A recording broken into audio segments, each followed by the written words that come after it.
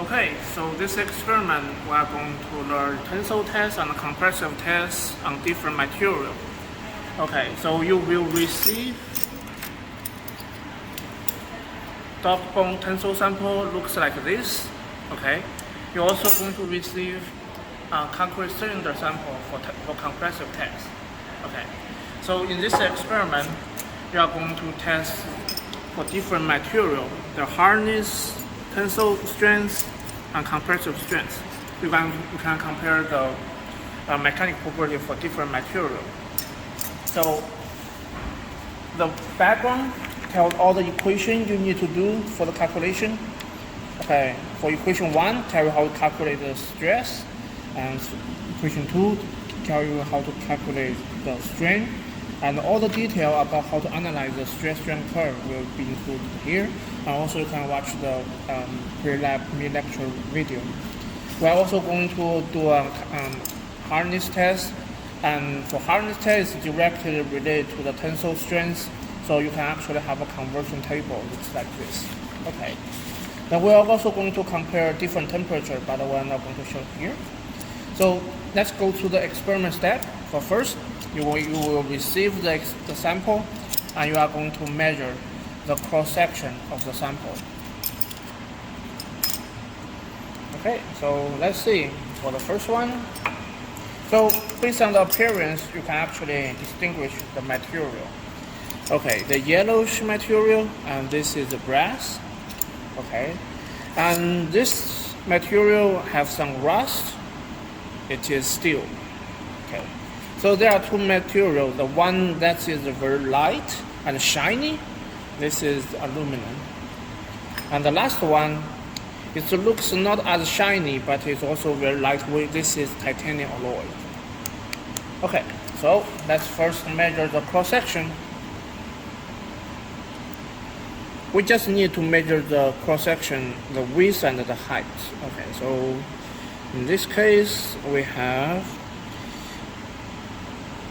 the width about 12.9 or 12.99 millimeter.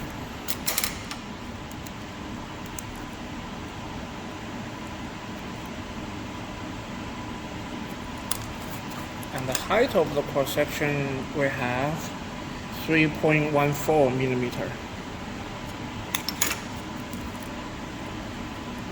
So if you multiply these two values, you will get the cross-section area. Okay. Yeah, we are going to repeat the process for all the samples. And you will receive the concrete cylinder sample. Okay. So it's a cylinder. You only need to measure the diameter of the cylinder in order to calculate the cross-section. So in this case, we got the diameter as 50.78.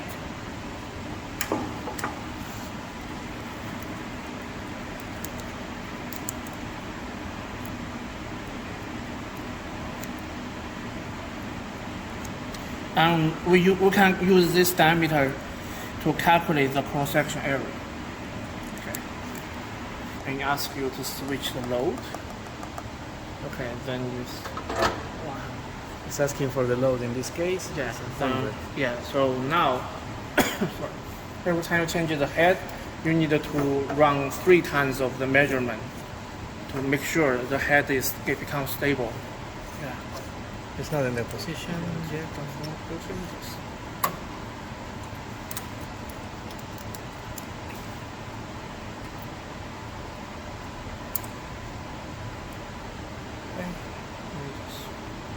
Run 3 times. We don't take a value. We just run 3 times.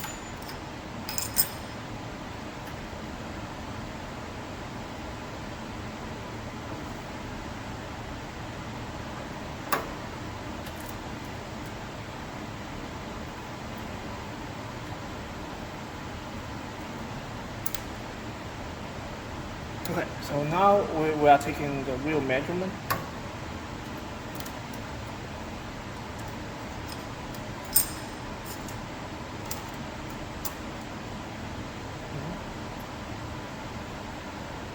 So here we have our HRB measurement of steel, 79.9.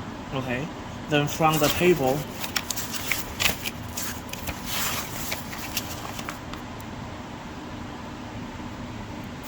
yeah, we would expect the hardness value is around,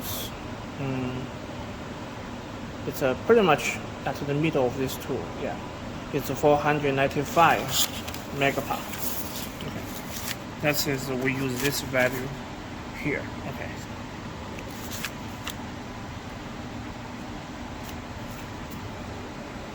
Okay, so you're going to repeat this for other specimen, and I'm not going to show it here. Now this sample is ready for tensile test. Okay, so in this experiment, you want to first open the software in the computer screen. We use a Champion X. This software works with our universal testing machine. And you just double click this. And you can open a method. And we have a lot of methods, and one just with the tensile test. Okay, we just click it. And we have already programmed this method for you, so you don't need to worry about anything. Okay, we have everything programmed. So charts. So, and for just for displays, you want to clean out the chart.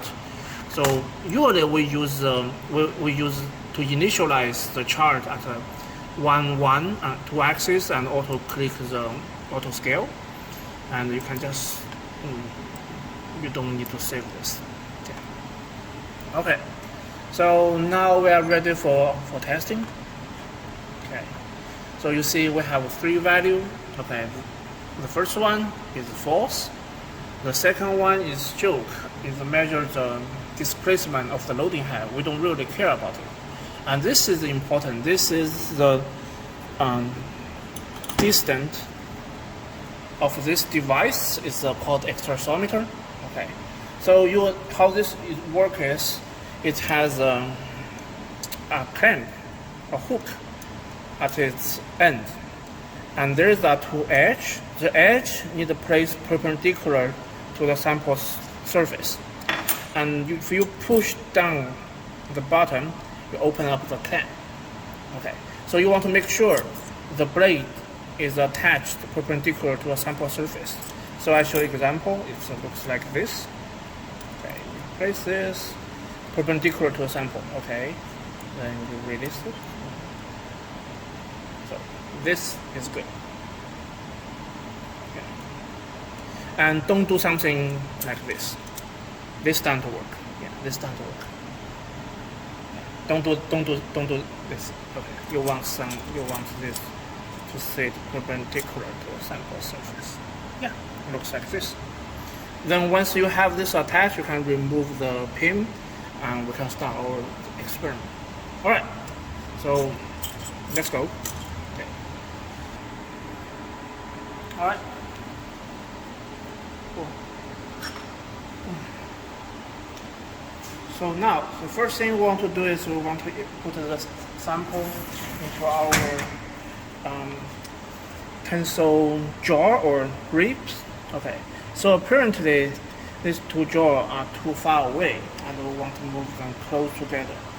To change that, we need to use the control panel here. So we are on the manual load.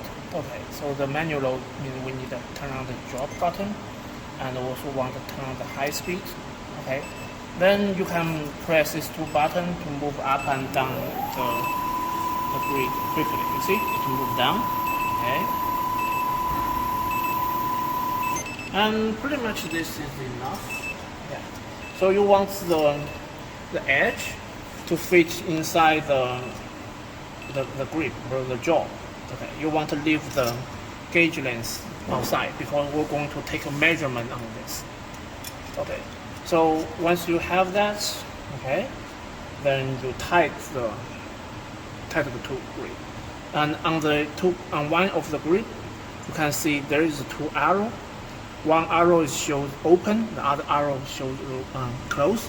That's related to the direction of the handle. Okay, for example, if we want to close it up, just in this way, we close it. Okay. Same thing on the bottom. We also have this grip open and close. We want to close it up. Alright, so now the next step will be we add the exersometer. As I mentioned before, okay, you want the edge attached perpendicular to the surface of the sample. So you open it up and attach, and just make sure it's going well, nice and comfortable. Then now you can remove the pin. Okay, we can start our experiment now. Now, then once you have this set up, and you can carefully slide down the safety shield, okay, and turn off the manual button, so we are no longer changing the position manually. We just turn it off, and then we're gonna come here to start our experiment. So the first thing you want to do is you want to initialize all three values. You want to make it the force to 0, stroke to 0, and the extensometer measurement start 0. Okay, now you can start the test. Just click the button. It asks you to check the position and the emergency button. That means ask you to check if this is on. If it's not on, I think we're ready to go. If it's on, this won't work. So once you check everything, then you can start test. As you can see, the force increase and also the displacement measurement from exersometer also increase. This is a straight line, and now it's start yield. Okay, this is the electric region, and this point is pretty much the yield point. In the manual, it tells you how to find out the yield point. And then you see that we reach the press deformation plateau. At a certain point, it will decline because we form neckling. Okay. So let it go.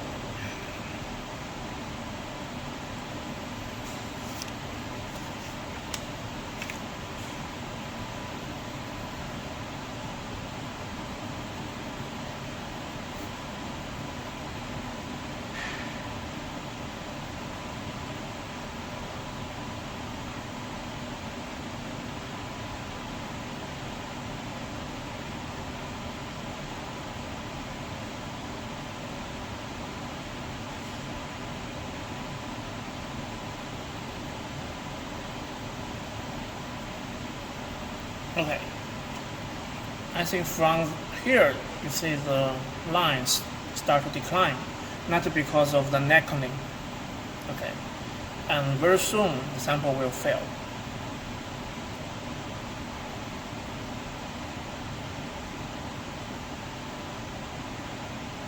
And let's keep going.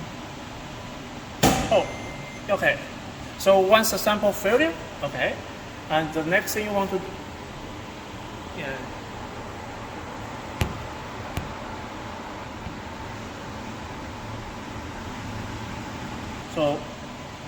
So you need to export the data and then you analyze yourself. So how you do it? You just click the file and you click export and you save the raw data.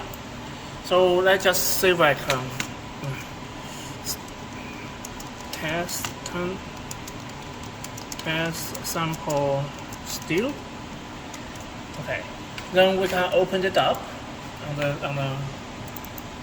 so you'll see, okay, you can open it in Excel. You have a column of time, force, stroke, and XT1. And force and XT1 is what we really use. Force, you use the manual, and you can use the force and the cross-section area to calculate the stress. And XT1 is a deformation. If you divide it by the original length, you can get a strain. Then you can use these two values to get the stress strain curve. So you need to do that for all the sample. Okay, that's for tensile test. Let's experiment. The original length of this tensile test experiment is always the original arm distance of the exersometer. That is 50. So this is constant every time this is the same. Okay. Once you finish the tensile test, you want to bring back the two broken pieces and put them together. Okay. you are going to measure the cross-section area of the neck. Okay, that will be the value show up here. Okay. Then you will use the equation to calculate the reduction of area compared to the original cross-section area. Okay, that's it.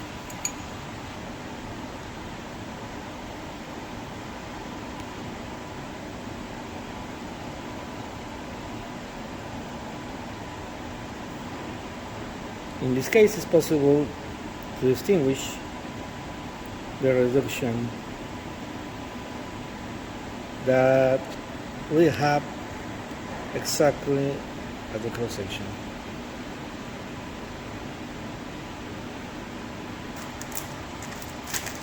Okay, so in this part experiment, we are going to perform compressor tests on this concrete cylinder. So just to prevent the concrete material scattering after broken, so we need to keep the sample inside a zig bag. Okay. So before we start experiment, we're going to open up the software. That's the Trampon X. Okay. Yeah. Let me do it again. This software. And then we open a method, and it's called compression test. So we have everything set up for you, and you can finish it. Oh, maybe it's not finished. Maybe we should say test with this method. Okay. So what we care about is the ultimate force of the sample, and it will show up here after the text. Okay. Okay, I don't know. It's a freezing. Let me do it again.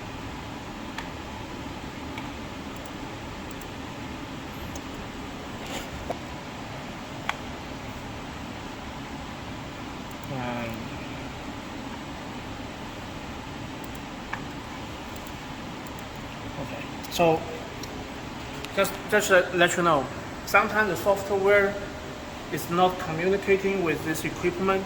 Okay.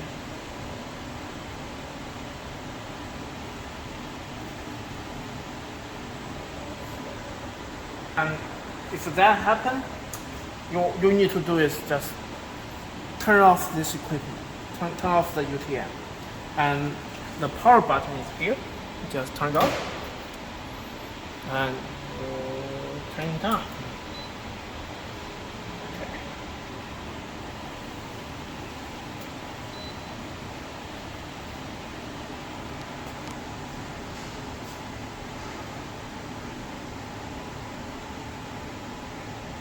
Okay, so let's do it again. We are going to the software. Yeah, now the reading get back.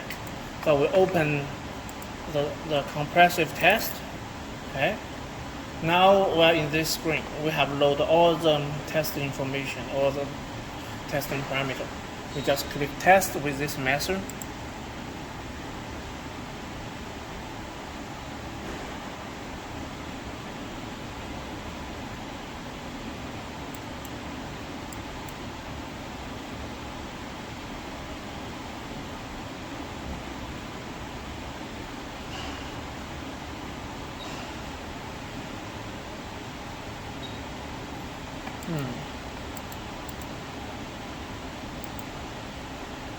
Sorry, I don't. Okay, so once you open the testing program, we're ready to load our sample, our specimen. So then we go to our UTM. Okay. The UTM has two plates to perform the compressor test. Again, at here, we don't have enough space to load our sample. And to do this, we need to go to the control panel here. Here's the menu, okay. Then we move it up. Yeah, I think now it's good. Now you turn off the menu, so that you want to make sure the blue light is off. Just turn it off. All right. Then you want to make sure the sample is it's at the center of the loading plate. Now you can just close close the door. Okay. Once you get here, you need to make sure this two value start with 0, and we can start performing the test just by clicking on this button.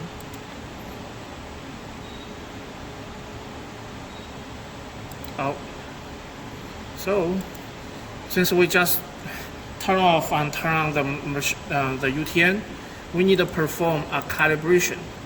But usually we just need to do it once every time we turn on the machine. Yeah, you just need to do this once.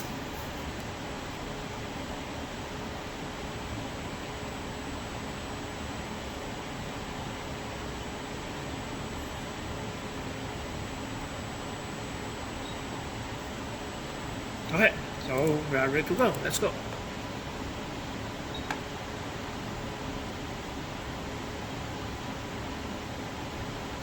We are loading. Now we are also searching for a sample.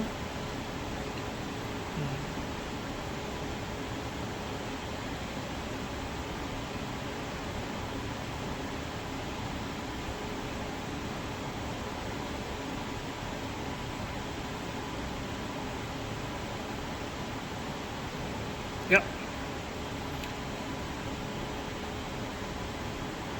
Okay. Somewhere the concrete will fail. Keep going. Okay. You can see our concrete is crushed. At this point, you can stop the test. And stop it.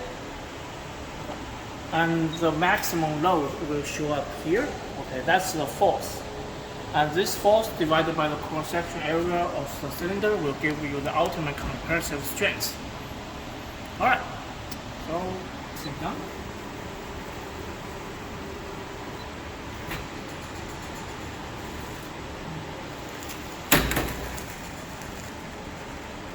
That's a broken concrete specimen. In future, you will learn how to make one in other experiments. Okay, that's it. Remember to record all the results in your table and prepare the corresponding document, the report.